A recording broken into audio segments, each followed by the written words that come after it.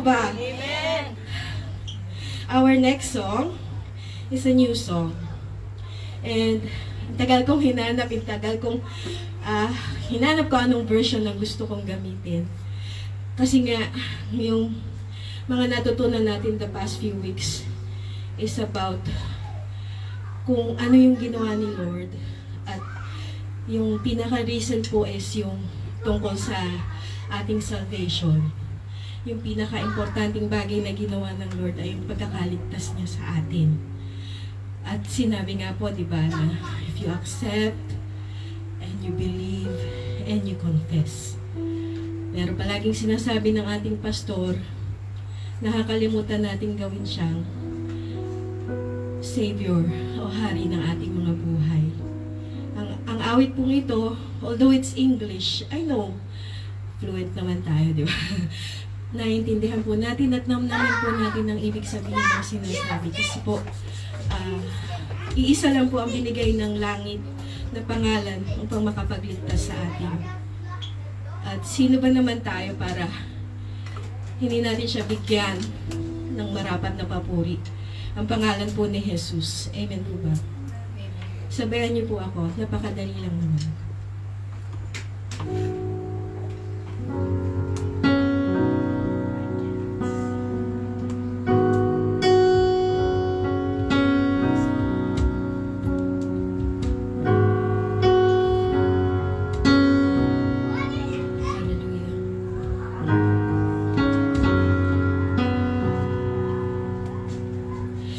You gave your life for mine, nailed to the cross, you crucified all my sin and shame. It was washed by your mercy. You are the treasure I find, my reason for living.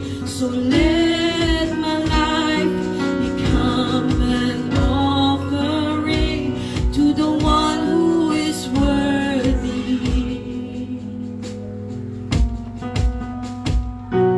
All praise to the Lord Most High. All praise to the one who saved my life. All praise to Jesus Christ, King of heaven, my King forever.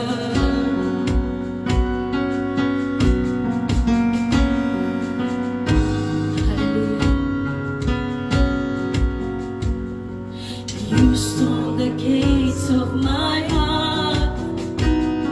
The veil in between was torn apart. Now you hold the keys to the grave. 'Cause you bring things to life, you roll stones away. All praise to the Lord Most High. All praise to the one who saved my life. All praise to Jesus Christ, High King of heaven, my King forever. All praise to the Lord Most High. All praise to the one who saved my life. All praise to Jesus Christ, High King of heaven, my King forever. Come on, Panginoon. Maraming salamat, Panginoon. Pinupuri ka namin. Pinapasalamatan ka namin. Isang paawitin natin ang chorus. Hallelujah. All praise to the Lord Most High.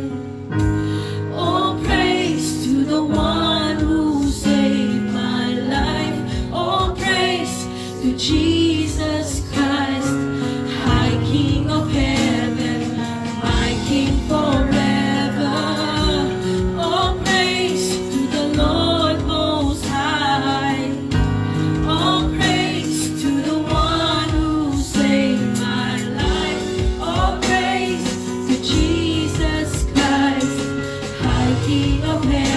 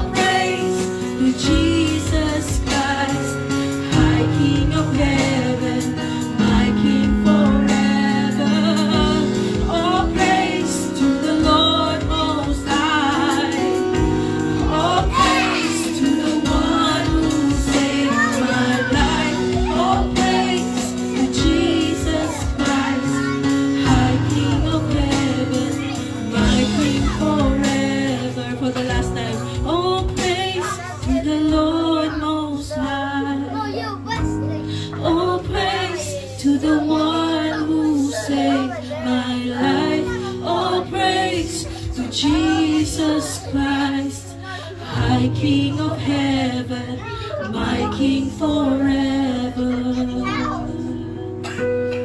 High King of heaven, my King forever.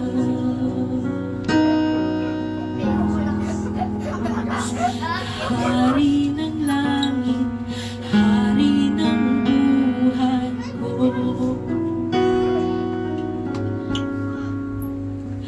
Hari ng langit, hari ng buhay ko. Hari ng langit, hari ng buhay ko. Lord, you heard our song, you heard the worship, you heard the melodies. We want to lift you up more in our lives. We want to give you our hearts. We want to give our soul to you, God.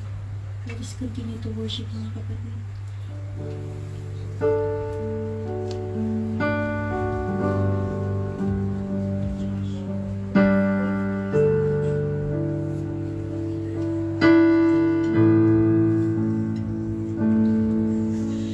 This is my desire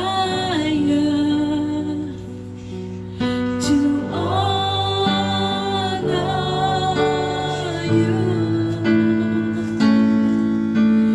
Lord, with all my heart. I worship you. Let us sing, this is my desire. This is my desire to honor you, Lord, with all my heart. I worship you.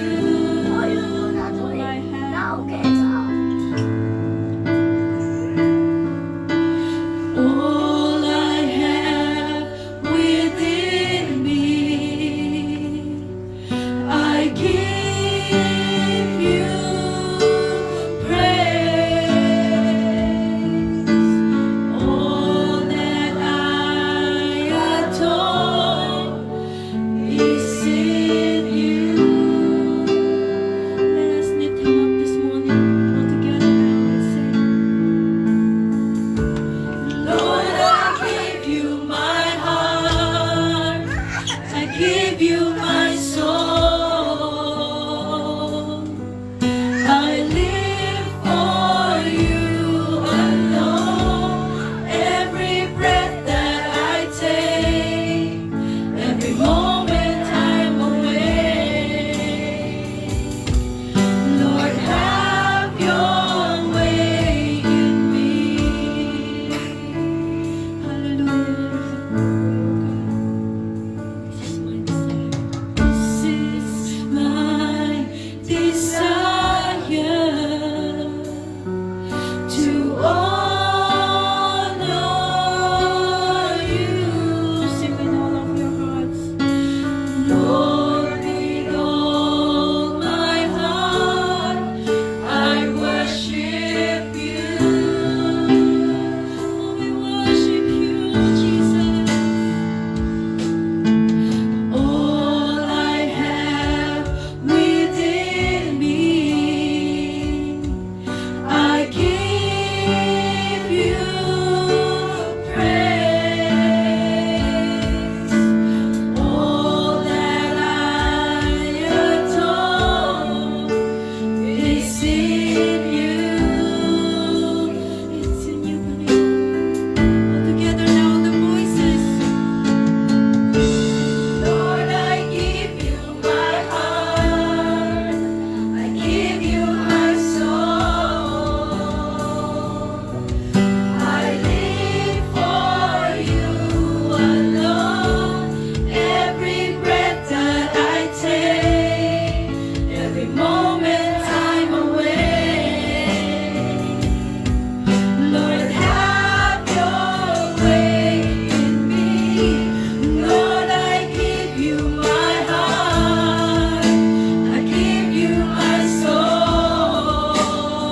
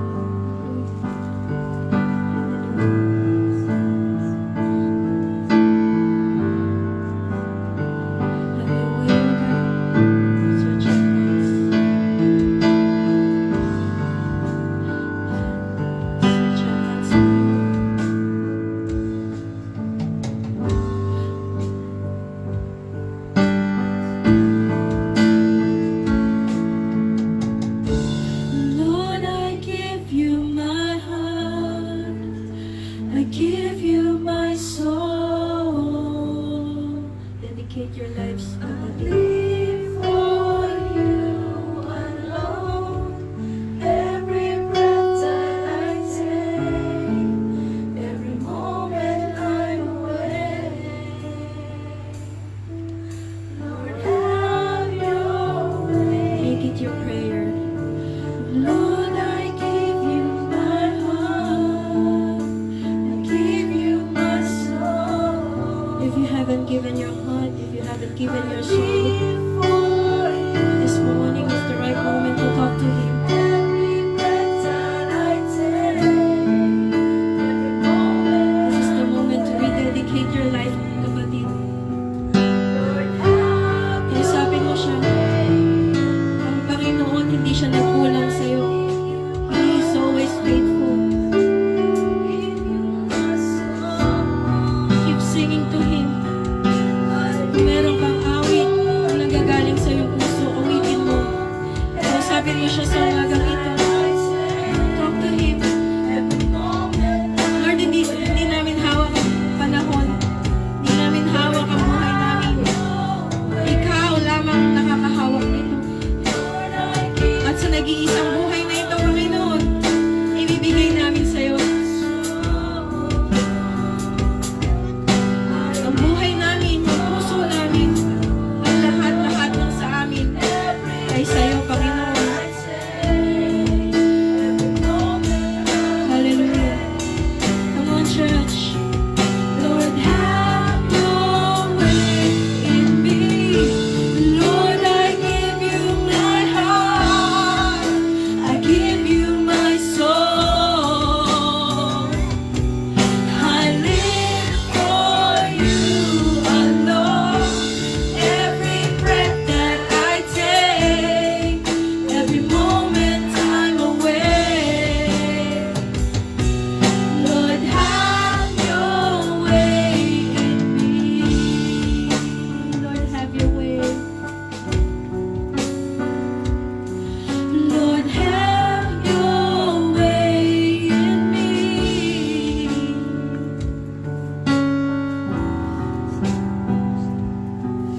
Lord, have your way in me. Praise the Lord. Have your way, oh God. Have your way in us, oh God. We love you, we praise you. All glory and praises be with you, Panginoon. In Jesus' mighty name we pray. Amen. Let's give a big clap offering to the Lord. Hallelujah, hallelujah. Praise God. And this morning, of course, we will welcome each other with the love of the Lord. Smile, greet, shake hands, embrace. Yung mga na-miss nyo, hindi umattend last week, embrace nyo pa. Lalo yung mga hindi namin naka-fellowship na nasa online. We miss you guys. At we hope to see you next week. And tayo po umawit na. Bless na bless. Hallelujah. Come on, church. Alam nyo na to. Bless na bless. Akong makita ka.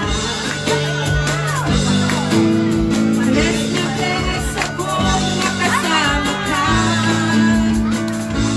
Kay Jesus ay sumasamba. Nananalig sa kanyang salita. Pag-lingkod sa kanya.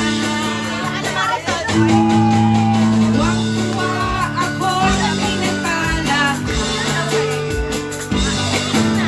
Tuwang-tuwa ako't magaling ka na. Kaya salamat Ama. Hindi mo panalangin niya. Panginoon, puri ng sa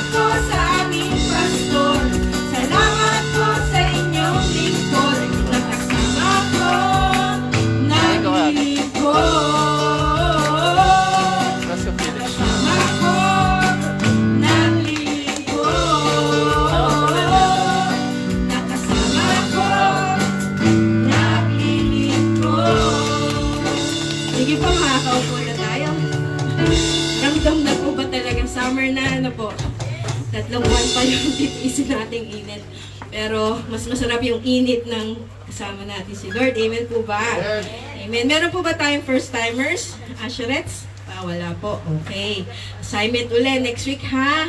Mag-invite po tayo ng mga kapatid. Share po natin ang hope na meron po tayo and let them be blessed sa pag-attend sa ating services. So, hindi ko na po patatagalin. Ang ating vision ay i-recite ng ating kapatid at dapat daw po ay kabisado natin kaya papatayin ang monitor.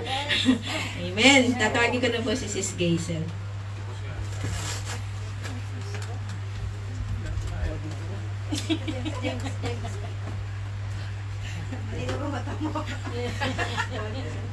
Umayaw po tayo at basahin po natin ang ating vision.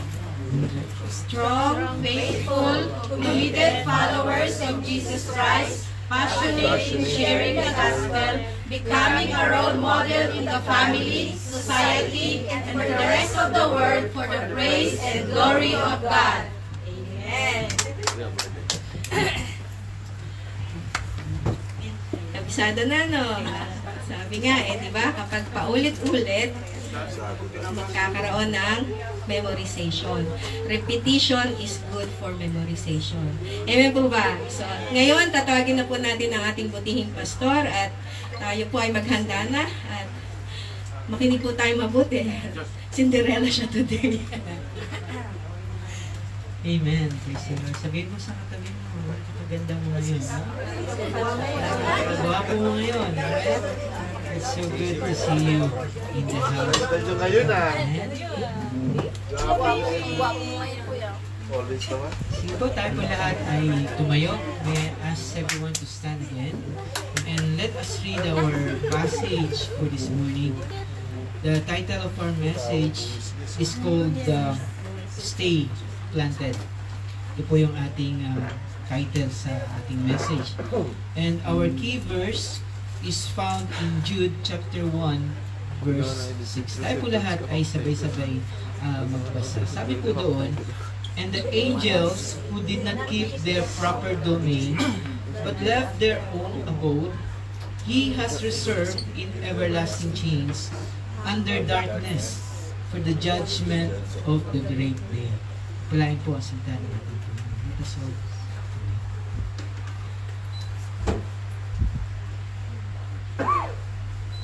hallelujah, O Lord.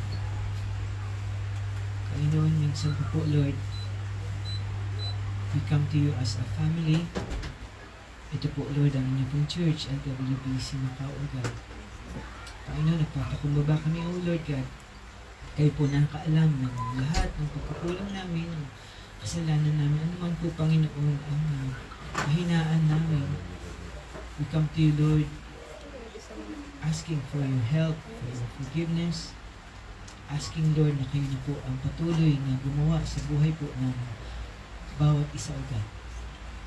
And Lord, right now, sa aming pong mensahe na mapapakinggan, buksan niyo po, Lord, ang aming puso, ang aming damdamin, sa pakikinig po, Lord, ng iyong salita.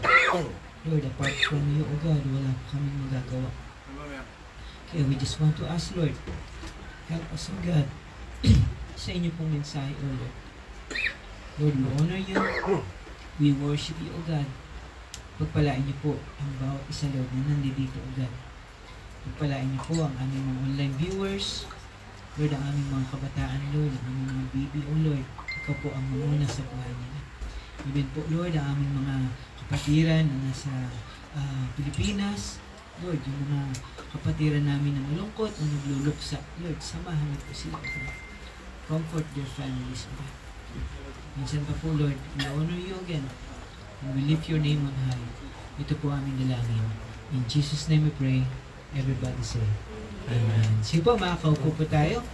At this is the time for, this is the time for our Lord to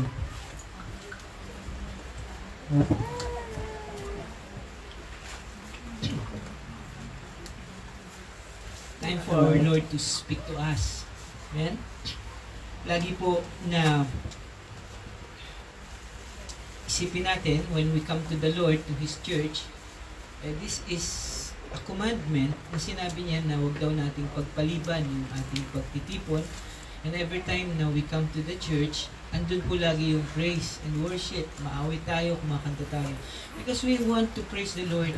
Kasi ito po ang sabi ng ating Panginoong Diyos. Sabi niya is, a time is coming that we will worship Him in spirit and in truth.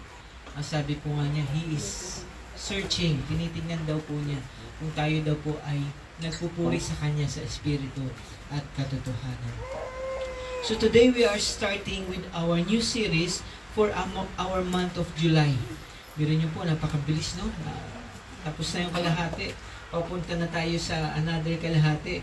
Hindi natin mamalayan. Tapos na po pala yung 2025. So, this month of July, our series is called Holding the Line. Na in a spiritual sense, kapag tinignan po natin, ano po ba yung ibig sabihin ng holding the line?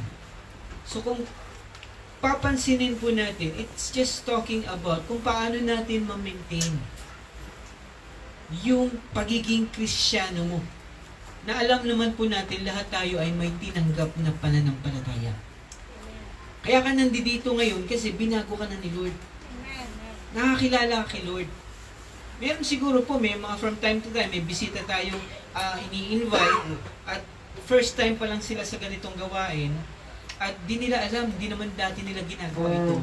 Pero dahil nga tayo ay nagpe-preach ng gospel, nakakapakinig po sila, ang Diyos po kumakatok sa puso ng bawat isa, lalo na po yung hindi pa nakakilala sa Kanya. Sabi nga po, kapag siya po ay na-convict ka through the message, through the preaching, tapos nakita mo na kailangan mo ang Panginoon, na kailangan mo na iligtas ka ng Panginoon, then upon that moment that you believe and you have faith, yun po yung biyaya ng Diyos na ibibigay sa atin at tayo ngayon ay maliligtas. Kaya nga po, ito po yung ibig sabihin dito na once na tayo po ay meron ng pananampalataya, ano po ba yung responsibilities na yan?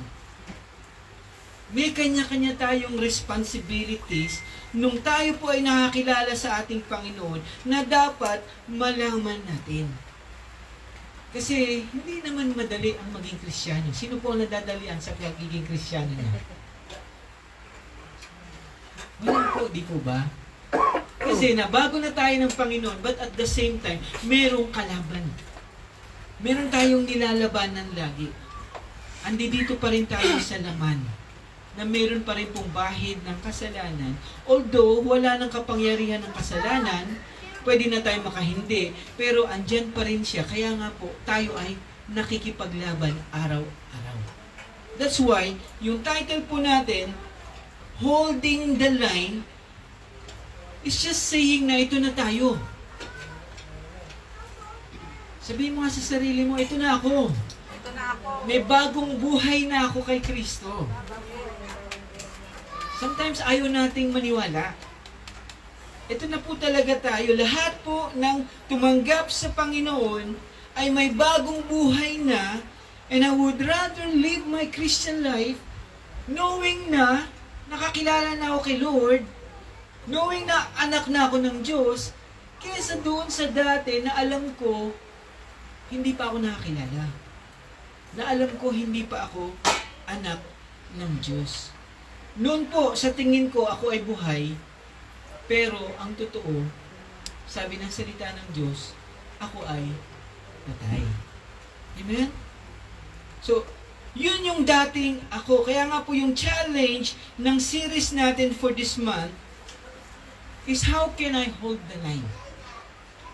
Ito yung challenge. Kasi nga, alam ko na bilang Kristiyano, target ako ng kaaway eh. Kailangan malaman ko yan. Araw-araw, nag-iisip ang kaaway kung paano ako pabagsakin.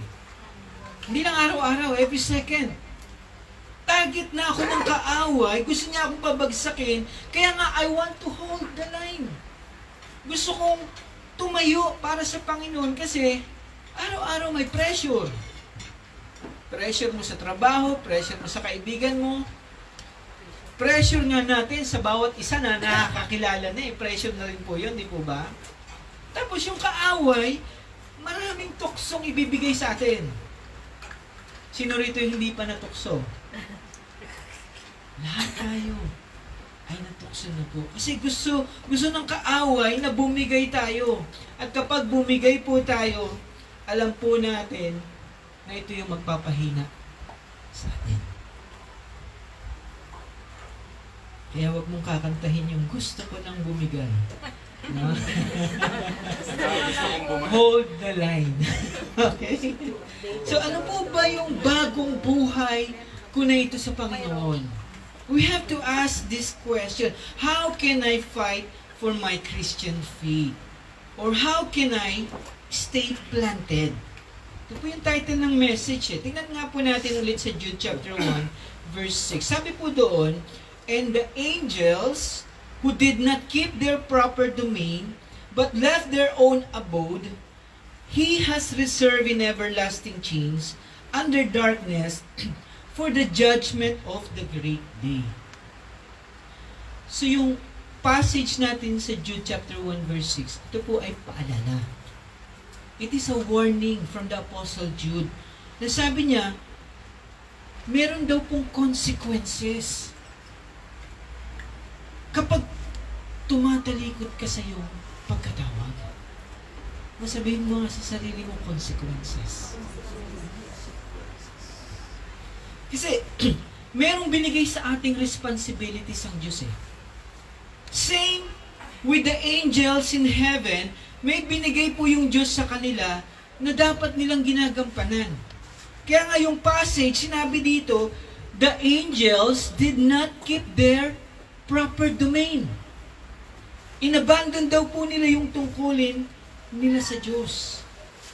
Kaya nga po, as a result, hinatulan sila ng habang panahon na pagkaparusa. Anong sabi doon? They will be in everlasting chains. Itatapon daw po sila sa madilim na lugar, na nakakadena. Yun po yung parusa nila on that day. So this is a warning from the Apostle Jude. An example po niya sa atin yung mga fallen angels. Kasi God has given them specific roles eh. Yung mga anghel po, nilikha po yung mga anghel para meron po silang gagawin. Helper nga ang tawag sa mga angels eh.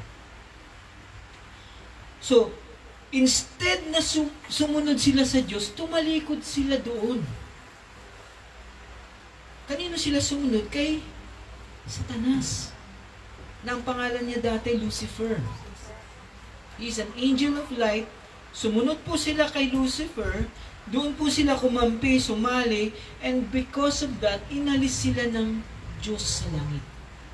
At sabi nga po, paparusahan daw sila, hahatulan sila to be in chains under darkness for the judgment of the great day.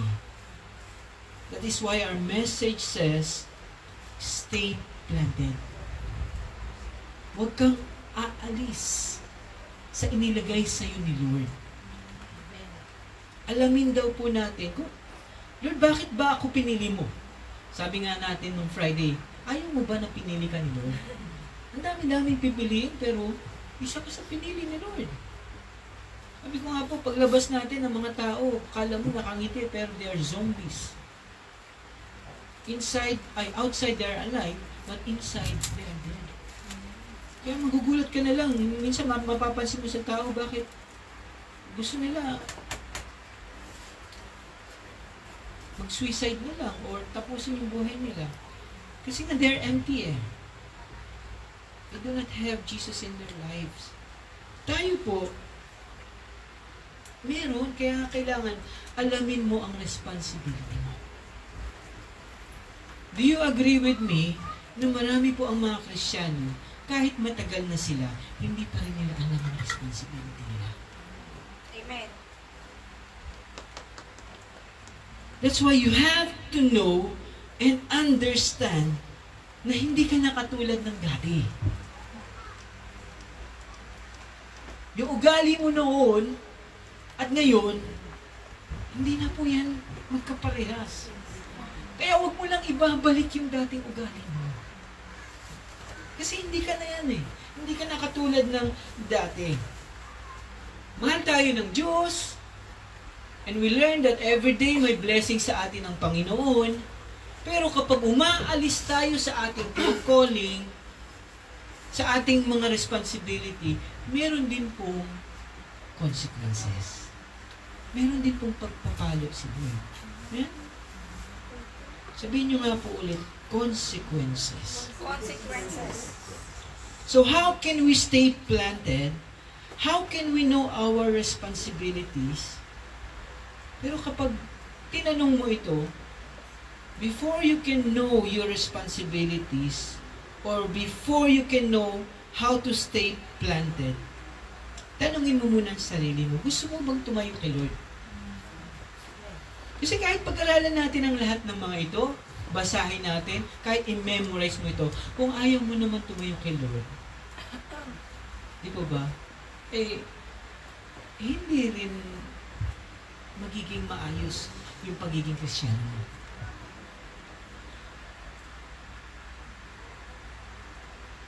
Know that we are a blessed person. Alam po ba natin ito? Sabihin mo nga sa katabi mo, you are a blessed person.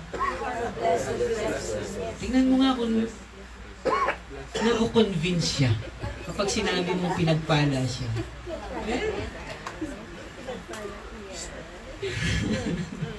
You are blessed kasi po, pinili ka ng Diyos. Hindi tayo ang pumili kay Lord eh. Siya ang pumili sa atin. Kaya po, kailangan, we want also to do our responsibility kasi pinili ka na ni Lord, tinawag ka na niya, o mas gugustuhin mo ba na tumalikod ka kay Lord? Diba? Ayaw naman natin tumalikod kay Lord. But most of the time, the Christians, tumatalikod kay Lord. Kaya ang Diyos nakikita yung likod nila, hindi harapan. Okay? That's why if ayaw po natin tumalikod kay Lord, let us stay planted. So I want to give you 4 points that we can do and learn so that we can stay planted. Ito po yung responsibilities natin to stay planted. Tandaan po natin ang halaman. Kapag binunot niyo po ang halaman, ilang minuto, ilang oras lang, makikita mo na yung unti-unting nalalanta. Yung halaman na yan. Same with our spiritual life. We can be a Christian. There's no doubt on it. Pero, malamig ka sa Diyos. Dati ang init-init mo kay Lord. Dati ang lakas mo, but now, sabi nga ni Lord, you have forgotten your first love. Amen? Kaya nga, napakahalaga po na magpakalalim tayo. Ito po ang laging heartbreak ko. I'm confessing to you right now. I'm praying for my son, you know. Lagi kaming minsan nag-text, nag-aawa, bakit di ka nag-church? Diba? Wala namang response. It's my heartache for the Lord. The Lord, hindi ibig sabihin, pastor ng tatay mo, ay ligtas ka na or something. Di ba ba? Gusto natin lahat maligtas. Kaya nga mahalaga na i-instill natin yung faith natin sa ating mga mahal sa buhay, sa ating mga anak. Kasi, ayaw natin na dumating sa point na may sarili na silang paa, nakatayo na sila, may trabaho na or something, but they have forgotten their first love. Hindi ko naman po pwedeng, kung po pwedeng nga lang, anak, kalahati ng faith ko sa'yo na. Kalahati ng init ko sa'yo na.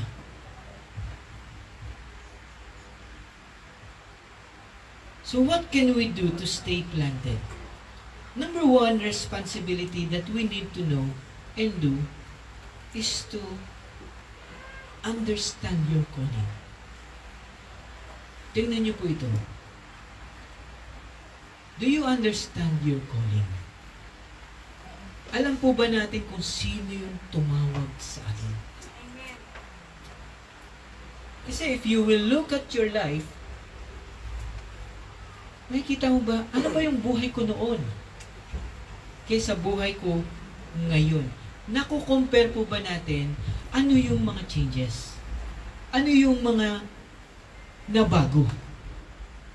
At patuloy na binabago ni Lord. Do you see the difference? Kasi tingnan niyo po, no, wag na natin gawing komplikado ang buhay Kristiyano mo. Kasi mahirap naman ang buhay Kristiyano talaga. Pero pasimplihan mo na lang. Sabi po sa Matthew 25:21, sa parable of the talents, ito yung illustration of how you will meet Jesus on that day. Sabi niya, maririnig mo daw, "Well done, my good and faithful servant." Kaya nga, I want you to memorize this picture, this scenario.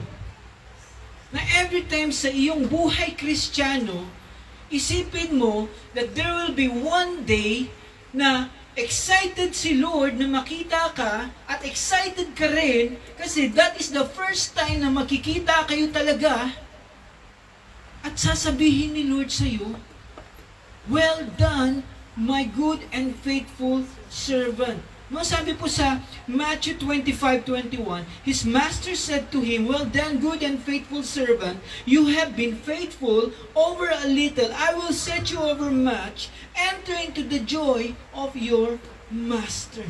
So ito daw po yung maririnig natin kay Lord. "Well done, my good and faithful servant." Nasa simpleng salita po, no? Ang ibig sabihin lang ni Lord, masaya kanyang nakita kasi alam niya kung gaano ka naging tapat sa Kanya. Kaya nga po, mahalaga yung faithfulness. Are we being faithful to the Lord? Can you ask yourself kung nagiging tapat po ba tayo sa Kanya? Kasi po lahat po tayo may kanya-kanyang role eh. Bakit tayo tinawag ni Lord? Bakit ako naligtas? Bakit ako binago niya? So, lahat tayo may calling. Kung ang calling natin, pagbabasa ng Bible, calling yan. All of us, calling yan. Kung ang calling natin, pag-pray, calling natin yan. Kasi bukas na yung, punit na yung kortina. Pwede ka na ngayon makipag-pray diretso kay Lord. Dati, hindi tayo makadiretso sa Kanya. Kumakatok pa nga tayo eh. Di po ba? O pwede po bang mangumpisal? Di po ba? Yun ang turo sa atin dati eh. Na merong barrier, hindi ka po pwedeng dumiretso kay Lord. Pero ngayon, open na. Ano pa po yung calling? Calling natin na nilagay tayo ni Lord dito sa isang church. Eh, ang dami-daming church na paglalagyan sa'yo eh. Amen. Hindi niyo mo ba naisip yun? Ang dami-daming church, bakit nilagay mo ko sa LWBC? That is a calling. Kasi pinanalangin mo ito eh. Kaya nga, calling din po natin, mahalin ng ating church. Mahalin natin yung bawat isa. Calling natin, teka, wala na tayong pang-rent. Eh syempre, magtutulungan tayo lahat kasi it's a calling. Amen. Lahat tayo, yun yung pagmamahal natin sa church, pagmamahal natin sa isa't isa. Ang susi po ay pagtatapat. Tingnan niyo po sa 1 Corinthians chapter 4 verse 2. Tingnan niyo po ito. Nasabi doon, "Moreover, it is required in stewards." Lahat po ba tayo stewards? Amen. That is a calling. Sabi doon, "that one be found faithful." Kaya nga po, faithfulness is our calling. Kaya the moment that you see the Lord face to face, ini-expect ni Lord sa atin ito, kaya ngayon yung tinawag niya sa iyo. "Well done, my good and faithless." Hindi naman faithless eh. Faithful. Amen po ba?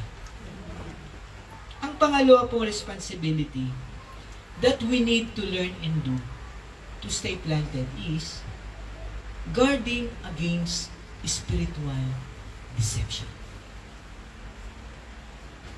So we have to guard ourselves kung nalilinlang na ba tayo ng kaaway. Marami po ngayon na nasa church sila pero mali ang napapakinggan nilang mga mensahe. That is spiritual deception. And the judgment of God ay hindi yung nakakakinig sila ng mali, pero patuloy nilang kinakain yung mali. Yun yung judgment. Na yung pagre-raise up ng mga false teachers, that is a judgment from God. Kasi it is a spiritual deception. Kaya ang reality talaga, may gagawin ng paglilin lang ang kaaway sa buhay ng mga Kristyano. Kaya nga, kailangan po may discernment tayo. Sabihin nyo nga po, discernment. Discernment. Kasi tingnan nyo po to, ang kaaway kapag tahimik ang church, kapag nakikita niya na andun yung nagmamalasakitan sila, malalaman mo naman yung malasakit ng bawat isa eh. Sa pagkamay pa lang niya sa'yo, pagtingin pa lang niya ng mata sa'yo, alam mo na na may malasakit siya sa'yo eh. Di ba? Pag ang church, tahimik, walang gulo, masaya, lahat sila masaya naglilingkod, pansinin po natin ito. Gusto ng kaaway mag-stir up siya ng trouble. Tignan niyo po ito. Ha? Kasi ito yung ginawa niya sa mga anghel eh. Ang mga anghel, tahimik sila, ginagawa nila responsibility nila. Ano ang ginawa ni Satan? Nag-stir up siya. Sinabi niya, magrebelde tayo. Alam ng mga anghel yung role nila, pero inabandon pa rin nila para kay Satanas. Nagpadaya po ang 1/3 ng mga anghel kay Satanas. Kaya nga, ito pa rin ang ginagawa, sabihin mo, ni Satan. Satan. Hindi yung katabi mo, ha? Tingnan mo yung katabi mo. No? But the enemy can use people around you. You have to discern that. Amen po ba o hindi? Amen. Yes, kasi nga, pag nakikita niya na tahimik, dati nga magkaibigan kayo, ngayon magkaaway na kayo. Eh. Ano nangyari? Awan niyo po, the enemy can use people around you na dati masaya ka naglilingkod kay Lord, ngayon hindi ka na masaya.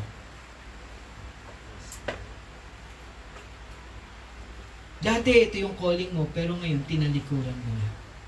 That's why we need to use discernment. Huwag tayong magpapadala. Lalo na kapag alam mo, hindi, ito ang gustong pagawa ni Lord sa akin. Sabi sa Ephesians 5:15-16, tingnan niyo po ito, no? Look carefully. Kanino? Sa sarili mo. Then, how you walk.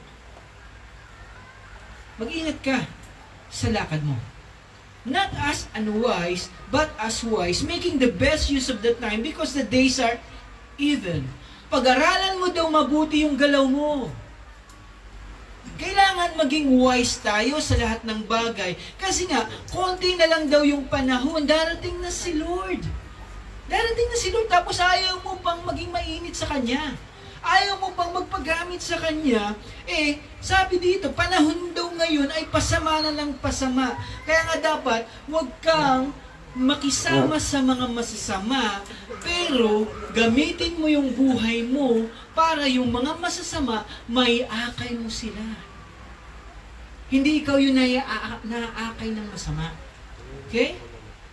Maakay mo sila, maimpluwensyahan mo sila sa paggawa ng mabuti. Kaya nga po, napaka-crucial ng discernment. At hindi tayo matututo ng discernment kapag wala kang alam sa salita ng Diyos.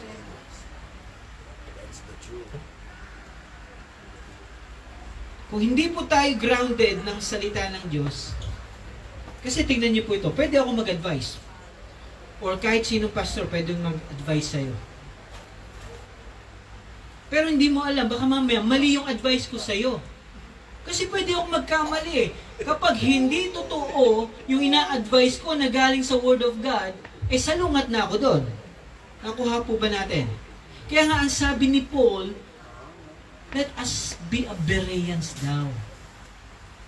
Kasi si Paul hindi siya nagtampo, hindi siya nagalit nung nag-preach siya sa Berea. Sabi ni Paul, they search the scriptures daily to see whether what Paul is saying is the truth. Ibig sabihin, hindi po sila basta-basta sumasang-ayon. Check ko nga muna itong sinasabi nung nag-advise sa akin kung tama ba ito. Tingnan ko nga muna sa Word of God. So our responsibility, if we want to stay planted, is to guard ourselves against spiritual deception.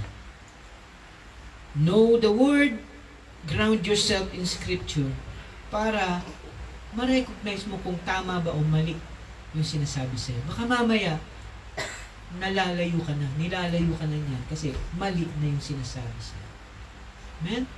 So number 3 responsibility that we need to learn and do to stay planted is our responsibility to contend for the faith. Ano ibig sabihin ng contend for the faith? Ibig sabihin po, ipaglaban mo yung pananampalataya mo. Yun lang ang ibig sabihin ng contend. Kasi again, marami po talagang hahatak sa atin na huwag tayong magpatuloy sa ating pagiging Kristyano. Marami, kasi marami gusto ng damay eh. Si Satanas nga eh, naghahanap ng damay eh. Madalas, dinadamayan natin si Satanas eh. No? Hindi ang Diyos ang pinapakinggan natin eh. Kasi marami po ang gagawin ng kaaway para pahinain tayo.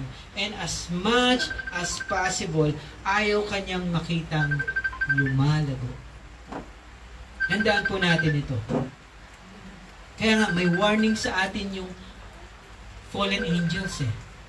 Kaya nga, it is a warning. Pag binasa mo, it is a warning to us na we can be a Christian, but we are not growing. Hello? Ang sarap po siguro kung lahat tayo rito ay talagang nag-strive to grow. Di po ba sino ang nalulungkot kapag meron tayong isang kapatid na nakikita na parang hindi siya nag-grow? Di ba tayo affected tayo? Opo. Hindi natin sinasabi na, buti nga sa'yo, hindi ka nag-grow. Hindi. Anyo. Pag sinabi mo yun, ibig sabihin, ikaw din, hindi ka nag-grow. Kaya nga. Di ba? Andun yung heartache mo. Lord, I pray na sila po ay mag-stay planted.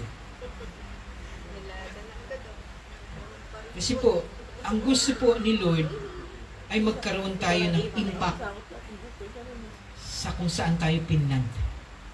Sa gawain na pinland para sa atin. Pero ang kaaway, ayaw po niya. That's why if you are contending na kikipaglaban ka, madali kang mag-stay. Pero kung hindi ka nakikipaglaban, madali ka ring masway. Lalo na ng mga false narratives. Tingnan niyo po, no? Then we will no longer be infants. Sabi sa Ephesians 4:14, tossed back and forth by the waves. Hinipang ka lang ng isang ganun. Doon ka na. May ihip naman sa isa, doon ka din. Diba? This is the picture. By every wind of teaching. Ay, dito tayo. Maganda yung turo niya. Diba? Naalala ko po yung minsan may mga naimbita tayo rito mga pastors. Hindi natin alam minsan kasi hindi pa tayo nakakapag-usap eh. Pero hindi tayo nanatili. Okay? Tulad nung na-invite po ako, gusto mag-pray lang daw. Walang masama mag-pray. Sabi ko, diyan talaga ang heart ng church, mag-pray. Pero nung kala ko, makikipag-usap lang ako eh. Parang ano lang, I want to be friends with everybody. Kasi ito yung puso natin eh. Malaman ko sino sila eh.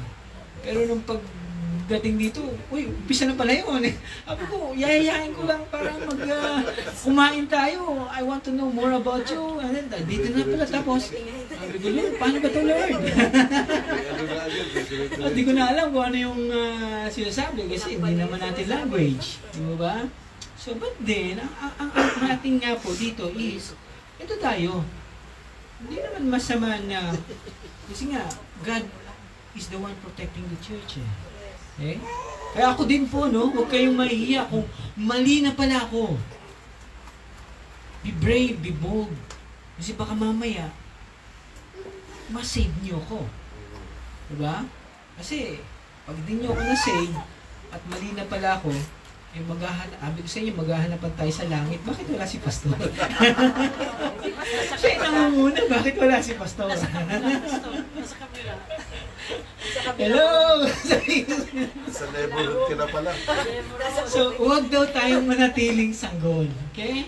Manatiling bata sa pananampalataya. Contend for your faith. Kasi ito na yun eh. It is now who you are.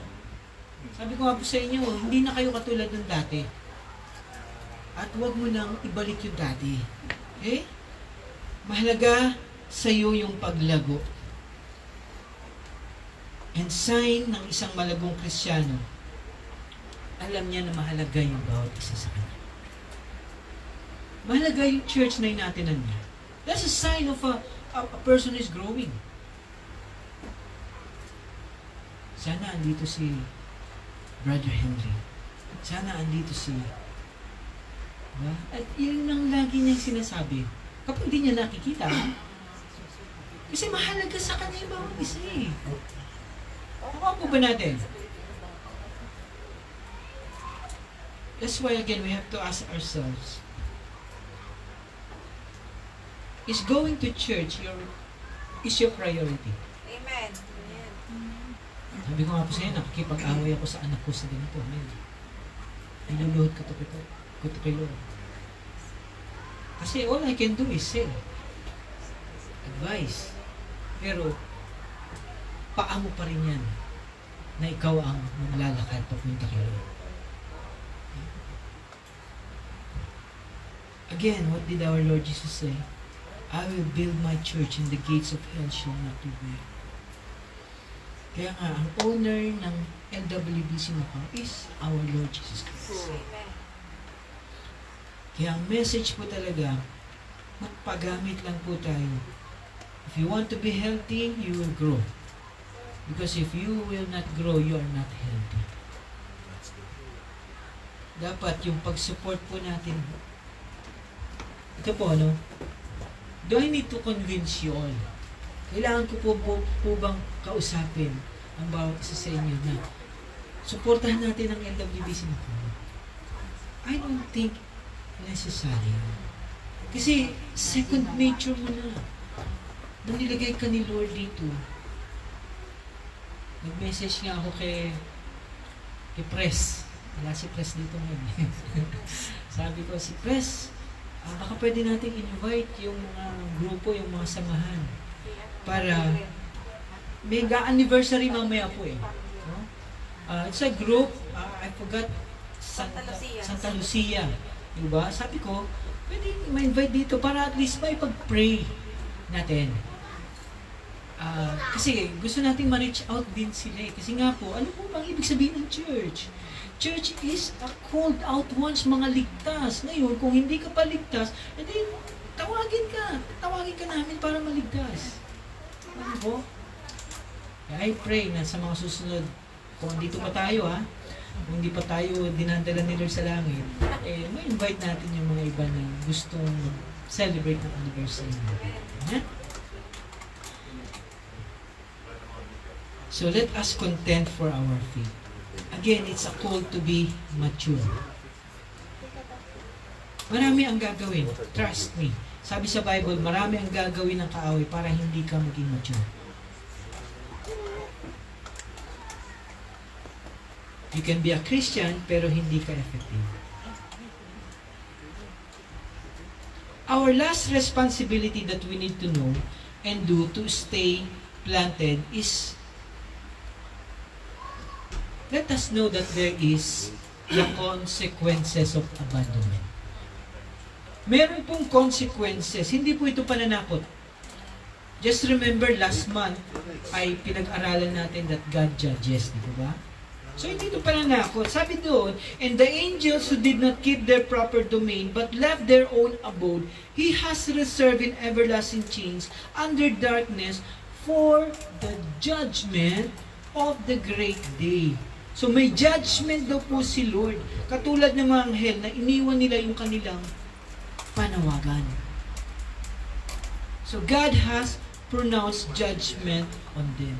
Tayo rin po, It's not judgment, it's consequences. Kaya nga pong calling sa atin ay maging faithful. So let us learn from the fallen angels. Kasi tayo din po kapag nagkakamali tayo, kailangan maging warning sa atin ito.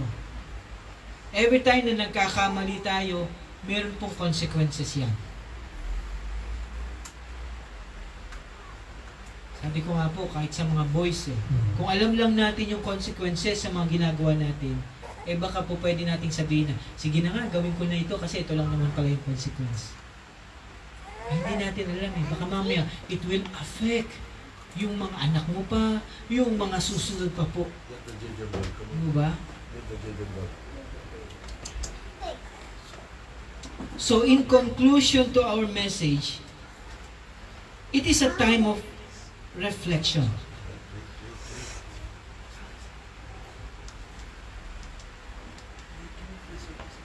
Lagi niyo pong naririnig sa akin ito.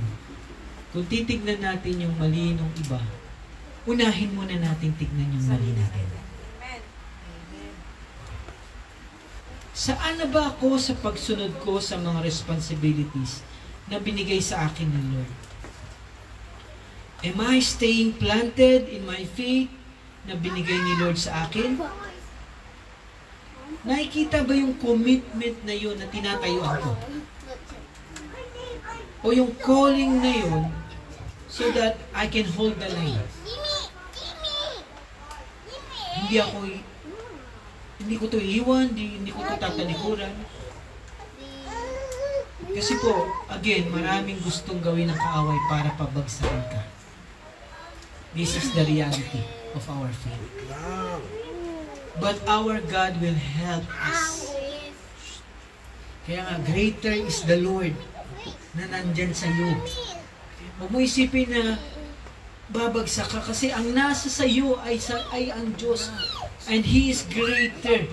Only remain faithful kasi yun po ang gusto ng Panginoon na gawin. Tayo po lahat ay tumayo. I want to go to our Holy Communion, kung okay na po ba, no? Para po maibigay natin sa bawat isa. Ang buod po ng mensahe natin sa umaga na ito is let us stay planted. Thank you po. Holy Communion versus Hindi ka na katulad nung dati. Kahit na i-compare mo yung sarili mo ngayon doon sa mga kaibigan mo na hindi pa nakakilala, hindi mo na ito pwedeng compare. Kasi iba ka na ngayon Kaya huwag mo nang gayahin yung dating hindi na ikaw. Kaya nga po, pagtatapat na sa ating buhay ang gusto mangyari ng Panginoon. Meron tayong service, tapos the rest of the day, si Lord kasama natin sa trabaho, kahit saan tayo pumunta. May problema man tayo, ano man ang mangyari sa buhay natin, ito na ang hindi mababago. Andiyan na si Lord sa atin. Kasama mo na siya. Kaya nga, gamitin mo yung buhay mo ngayon para magbigay ng pasasalamat sa Kanya. Okay?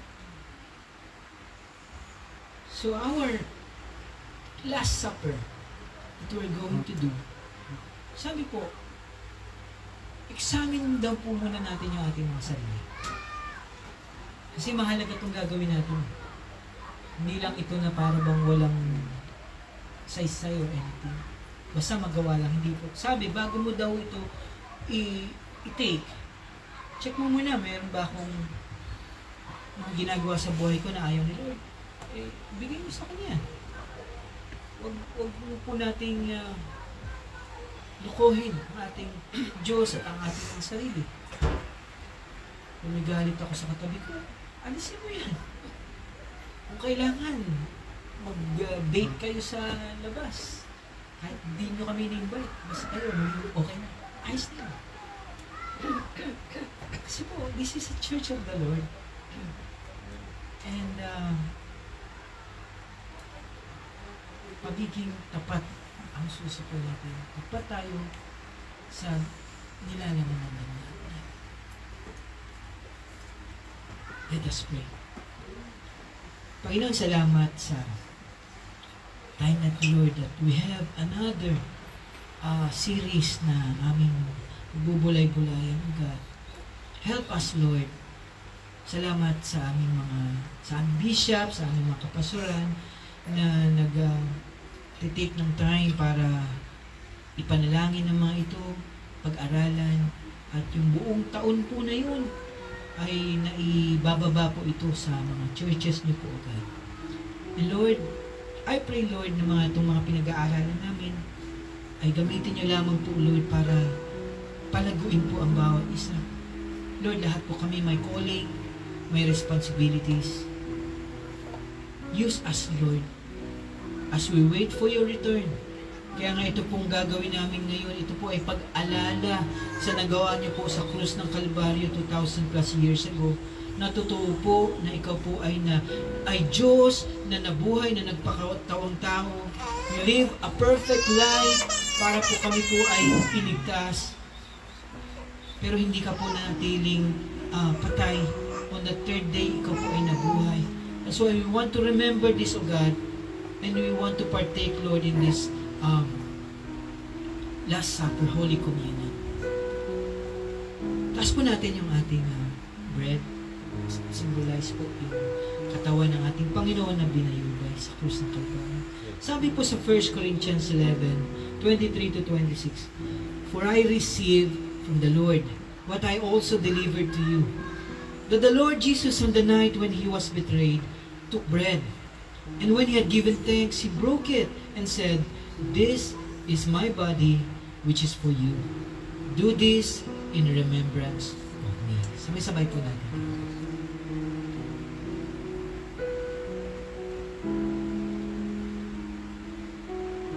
Thank you, Lord. Let us raise the cup.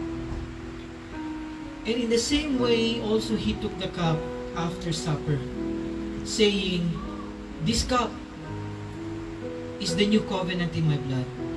Do this as often as you drink it in remembrance of me. For as often as you eat this bread and drink the cup, you proclaim the Lord's death until He comes. Sabay-sabay po natin. Amen. Let's pray. Lord, salamat po muli, Panginoon, sa ordinance na nagawa namin. Thank you, Lord. We remember you dying on the cross for us. We remember your love for us. We remember, Lord, that you gave all for us, O God. Lord, I pronounce blessings, O God, upon your people. Protection upon your people. Guidance upon your people. Help, Lord, upon your people. Ikaw na po, Panginoon, magkatagpo ng pangailangan ng bawat isa, God. Even po, Lord, ang po ang sakit at karamdaman namin, Lord, we give them to you, O Lord. Hipuin niyo po, Panginoon, ng bawat isa. Lord, sa aming mga trabaho, patuloy po na pagpalain niyo po ang gawa ng aming mga kamay. And Lord, I pray, Lord, bless niyo po ang aming family namin na nire-represent. Lord, our prayer is for them to be saved, O God. That is our prayer to you, Lord. Ikaw po ang mangusap, ikaw po manguna, ikaw po gumamit, Lord, para sila po ay makakilala sa iyo. Lord, bless our country. We will never get tired, Lord, of lifting the Philippines to you, Lord. Sa tingin namin, Panginoon, parang walang pag-asa, pero Lord, ikaw po ang pag-asa namin, God. Bless, Lord, the Filipino people. Let them, Lord, know your truth, O God. Palain niyo po katulad kung paano niyo, Lord, pinili ang bansang Israel. O God, lahat po ng anak niyo po, ito po ay pinili niyo po, Panginoon. Kaya I pray, Lord, that Filipino people will know you, Lord God, in spirit and in truth. And sa babo, salamat sa lahat ng bagay. We honor you, we magnify you. po aming dalangin. In Jesus' name we pray. Amen. Say, God bless po. Maraming po sir.